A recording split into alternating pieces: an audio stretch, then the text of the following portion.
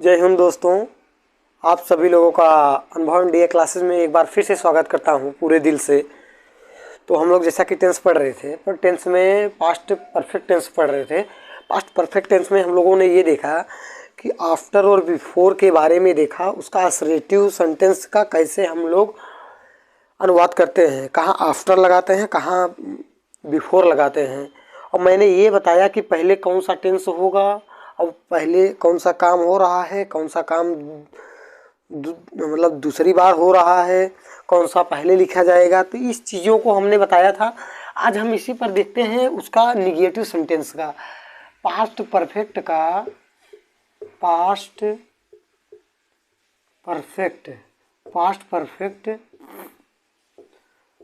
Perfect का negative sentence, past perfect tense का हम लोग देखेंगे भैया क्या negative sentence, NEGATIVE, negative sentence, SENTENCE,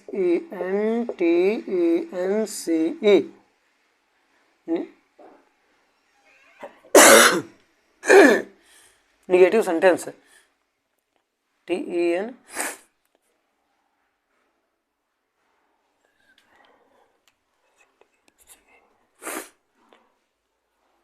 ठीक, हम इसके बाद आगे देखते हैं हम लोग। अब ये तो हो गया। अब इसमें हमें नियम कुछ नहीं करना है।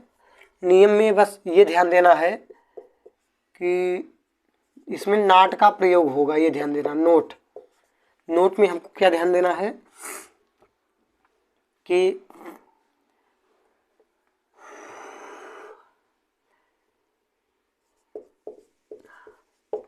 ऐसा वाक्य जिसमें नहीं शब्द आए तो वह negative NEGATIVE negative sentence, SENTENCE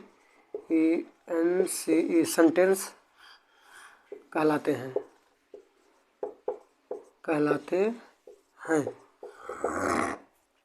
अब यहाँ ये ध्यान देना कि ऐसा वाक्य जिसमें नहीं शब्द का प्रयोग किया जाए वो निगेटिव सेंटेंस कहलाते हैं। अब जैसे देखो, इसमें तो पास्ट परफेक्ट में दो होते हैं। अब एक तो जी जिसमें सिर्फ और सिर्फ पास्ट परफेक्ट ऐसा है जिसमें अब पहले और बाद वाला शब्द का प्रयोग हुआ ही ना हो। जैसे वे सब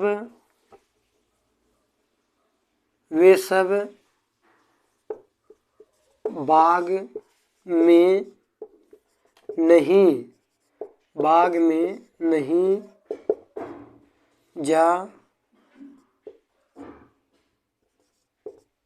जा चुके थे। अब यहाँ ये ध्यान देना, वे सब बाग में नहीं जा चुके थे, तो वे सब क्या हो गया, हमारा सब्जेक्ट हो गया। क्या हो गया? सब्जेक्ट हो गया। फिर इसके बाद जा चुके थे, ये हमारा हो गया वर्ब, और ये निगेटिव वर्ड हो गया, ये हो गया हमारा ऑब्जेक्ट। तो क्या हो जाएगा? इसका हो जाएगा दे, इसका क्या हो जाएगा? दे। फिर अब यहाँ देखें ना, वर्ब का कैसा रूप लगाएंगे भैया? तो इसके साथ हेल्पिंग वर्ब लगाएंगे, हेल्पिंग वर्ब हैड। अब चाहे हमारा हेल्पिंग वर्ब एक वचन हो या बहुवचन हो, उसके साथ हैड लगाएंगे। फिर not, they had not. Go went gone, वे सब बाग में, इन द गार्डन, गॉन इन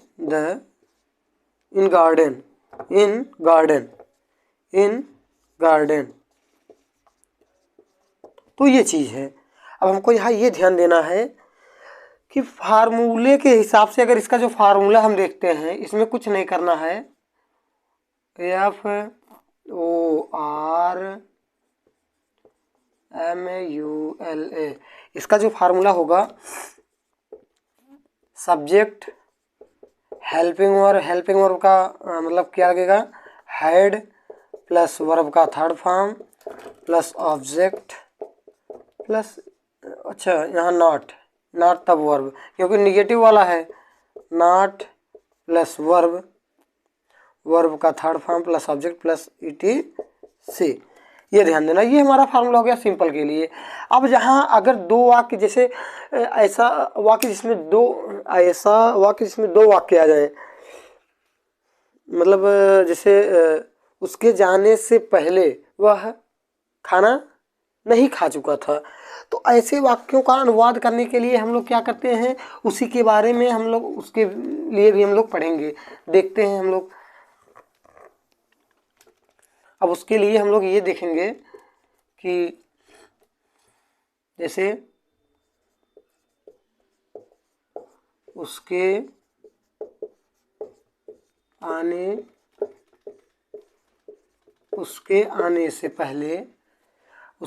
से पहले वे सब आम नहीं खा चुके थे। अब यहाँ ये ध्यान देना कि उसके आने से पहले वे सब आम नहीं खा चुके थे।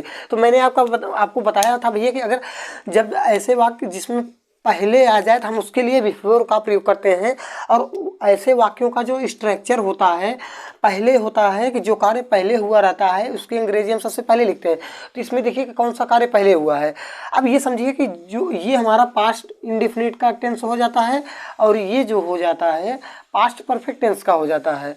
तो अब इसमें जो कार्य पहले हुआ रहता है उसकी अंग्रेजी हम पहले लिखते हैं। इसमें कौन सा कार्य पहले हुआ, उसके आने से पहले वे सब आम नहीं खा चुके होते हैं, चुके थे, मतलब वे सब आम नहीं खा। अगर हम इसको नहीं हटा देते हैं, चलो मान लो एक बार इसको समझने के लिए, उसके आने से पहले वे सब आम खा चुके थे, उसके आने से पहले मतलब वो नहीं आया था तभी सब लोगों ने मिल करके आम खा चुके थे। तो मतलब वही कि वे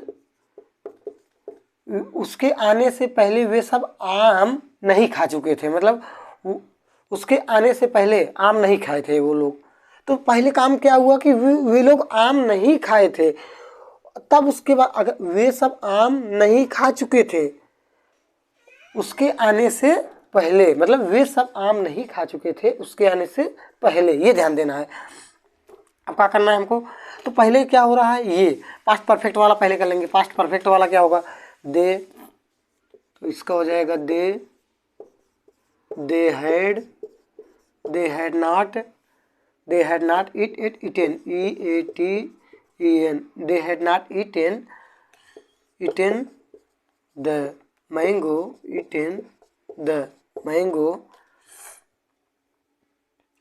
mango अब यहाँ पहले के लिए बिफोर लगाएंगे, eaten the mango बिफोर उसके मतलब ही कम came CAME, ये हो गया हमारा निगेटिव वाला। ये ध्यान दीजिए, ये ध्यान देना है हमें, जो काम पहले होगा उसको हम पहले लिखेंगे, फिर इसके बाद अगर आफ्टर लिखना है आफ्टर, अगर बाद आ गया है तो आप आफ्टर लिखेंगे, पहले आ गया है पूर्व आ गया है बिफोर लिखेंगे, ये ध्यान देना हमेशा। हम बाद वाले पे भी देख लेते हैं, एक दो एग्जाम्पल देख लेते हैं।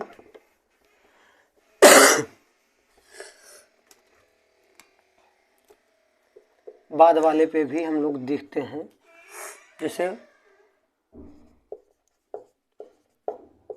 रमेश के आने के बाद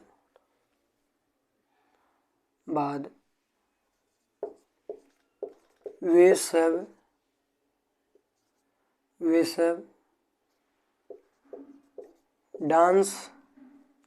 सब डांस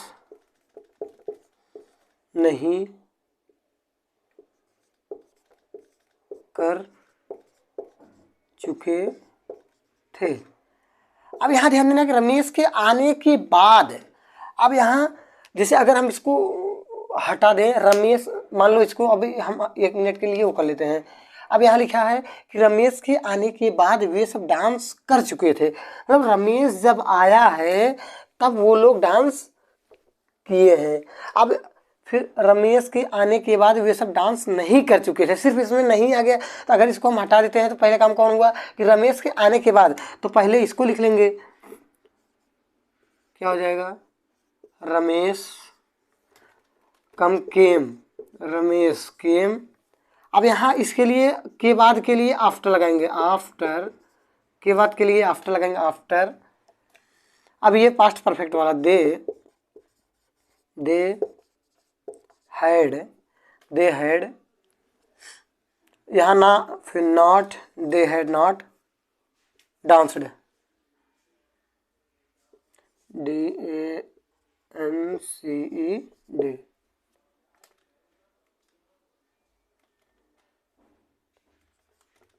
ये हो गया हमारा। तो इस तरीके से हम लोग जो है ऐसे अनुवादों को कर सकते हैं, इस तरीके से, इसके हिसाब से। तो हमारे हिसाब से आपको समझ में आ गया होगा दोनों में, क्योंकि आफ्टर और बिफोर वाला मैंने दोनों बताया है। इसके बाद हम लोग थोड़ा सा इसमें भी देख लेते हैं इंट्रागेटिव वाला जब अगर आ जाएगा तो कैसे क्या करोगे, कैसे क्या हम लोग अनुवाद करेंगे, कैसे क्या उसको समझेंगे। तो इंट्रागेटिव वाला देखेंगे, INTERROGATIVE,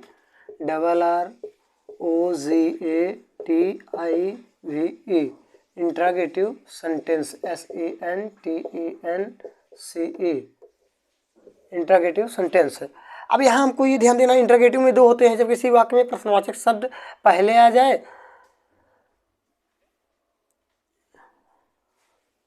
जब किसी वाक्य में प्रश्नवाचक शब्द पहले आ जाए, या जब किसी वाक्य में प्रश्नवाचक शब्द बीच में आ जाए। तो एक चीज यहाँ ध्यान देना,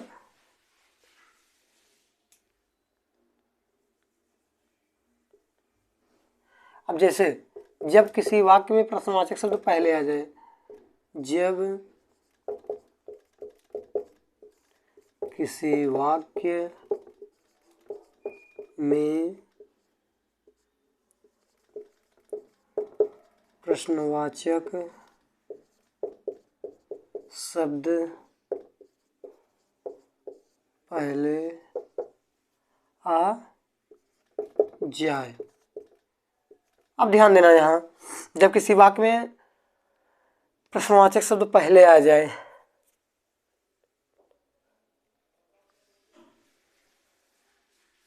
और दूसरा क्या होता है, जब किसी वाक्य में प्रश्नवाचक शब्द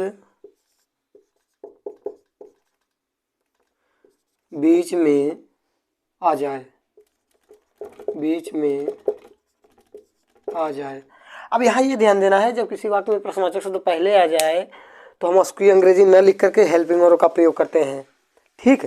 और अगर जब बीच में आता है तो अब पहले हम लोग साधारण वाला देख लेते हैं। साधारण वाले में ये होता है, जैसे कि साधारण वाला जो फार्मूला था, पास्ट परफेक्ट था, सब्जेक्ट हेल्पिंग वर्ब क्या लगता था, हेड लगता था, फिर वर्ब का थर्ड फॉर्म, चाहे सब्जेक्ट हमारा एक वचन हो या बहुवचन हो, हेड के साथ वर्ब का थर्ड फॉर्म, फिर ऑब्जेक्ट, यही लगता था, ये हमारा फार्मूला था।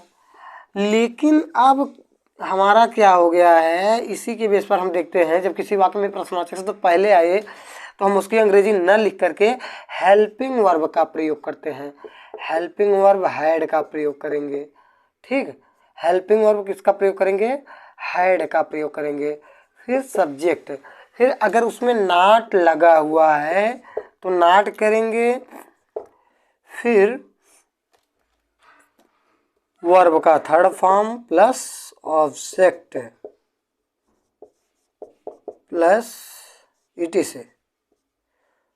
प्लस ETC, ये हमारा हो गया पहला वाला फार्मूला। और दूसरा वाला क्या हो जाएगा, दूसरे वाले में कुछ करना ही नहीं है, ये समझिए कि बस क्वेश्चन, यहाँ हेल्पिंग वर्ब के आगे क्वेश्चन वर्ड जोड़ दीजिए, बस जो प्रश्नवाचक शब्द बीच में आते हैं उनको जोड़ दीजिए, फिर सेम पूरा ये उतार लाइए इसमें, और कोई परिवर्तन करने की जरूरत नहीं है। क्वेश्चन वर्ड, हेल्पिंग वर्ब क्या लगता है, हैड, फिर सब्जेक्ट लगता है, फिर नॉट लगता है, फिर वर्ब का थर्ड फॉर्म लगता है, फिर ऑब्जेक्ट लगता है, फिर ETC लगता है। ये हमारा हो गया दूसरा फार्मूला, ये हो गया हमारा, दोनों फार्मूला हो गए हैं। ठीक, अब इस पे हम एक दो एग्जांपल देख लेते हैं। इस पे हम लोग एक दो एग्जांपल देख लेते हैं।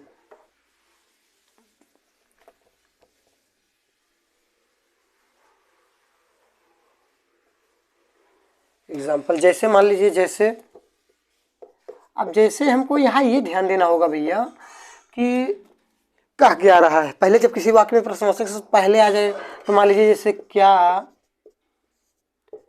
वे सब, क्या वे सब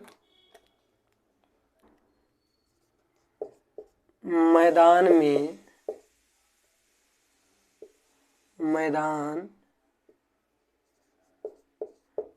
में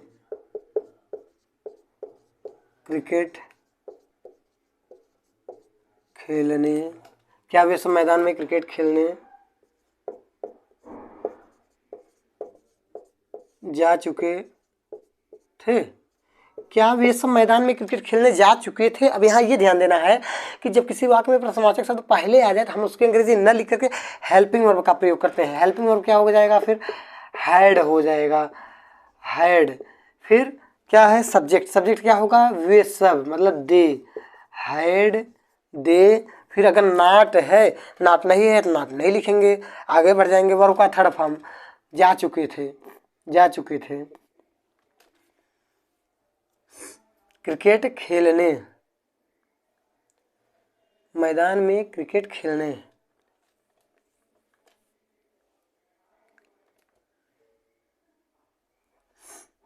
दे वेंट, सॉरी गॉन, कहाँ जा चुके थे, gone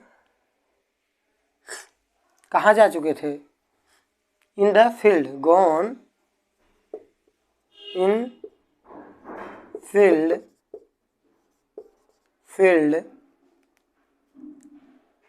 play the cricket, in field play the cricket, कहाँ, क्रिकेट खेलने के लिए। ये हो गया। क्या वे सब मैदान में क्रिकेट खेलने जा चुके थे, क्रिकेट खेलने जा चुके थे। तो had they gone in the field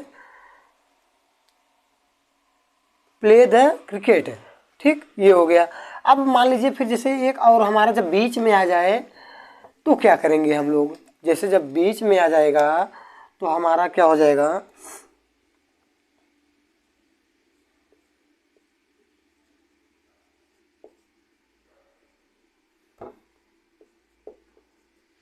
हम सब अपना पाठ क्यों नहीं याद कर चुके थे, हम सब अपना पाठ क्यों नहीं याद कर चुके थे। अब यहाँ ये ध्यान देना कि जब प्रश्नवाचक शब्द बीच में आ जाए तो उसकी अंग्रेजी सबसे पहले लिखते हैं वाई, फिर क्या है, हेल्पिंग वर्ब हैड, फिर क्या है, सब्जेक्ट, सब्जेक्ट हमारा वी, नॉट है, हाँ भैया दिया है, नॉट लगा दो, वी नॉट। याद करना, याद करना मतलब लर्नट, LEAR, लर्नट, क्या, अपना पाठ, लर्नट। अब यहाँ हम सब के लिए वी के साथ आवर लगेगा, वी के साथ क्या लगेगा, our lesson, our lesson, LESSION, lesson, our lesson. ये हो गया हमारा पास्ट परफेक्ट टेंस। तो आज के लिए इतना ही। आशा है कि आप लोग को समझ में आ गया होगा, अच्छे से समझ में आ गया होगा। बाकी जय हिंद, जय Bharat, wish you all the best.